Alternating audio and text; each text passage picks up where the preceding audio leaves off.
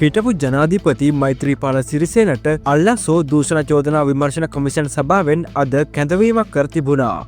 ඒ අනුව හිටපු ජනාධිපතිවරයා අද අල්ලාසෝ දූෂණ විමර්ශන කොමිෂන් සභාවට පැමිණියේ මෙලෙසින්. එහිදී ප්‍රකාශයක් ලබා දීමෙන් පසුව ඔහු මාධ්‍යයට මෙලෙස අදහස් දැක්වුවා. අල්ලාස් දූෂණ කොමිෂන් සභාවට පැමිණියේ කැඳවීමක් කරාද?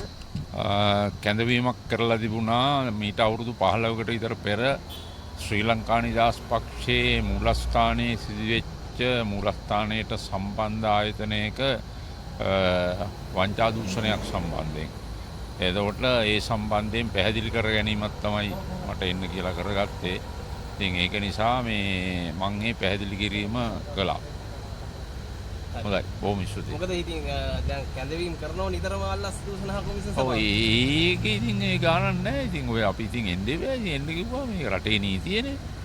ඒකේ දෙයක් නැහැ. හොඳයි යනවා අපි. හරි. ඔබතුමා ඕන වෙලාවක සූදානම් පැමිණෙන්න. ඔව් ඉතින් අපි ඉතින් කිව්වොත් එන්න බෑ ඉතින්. හරි. හරි. හරි.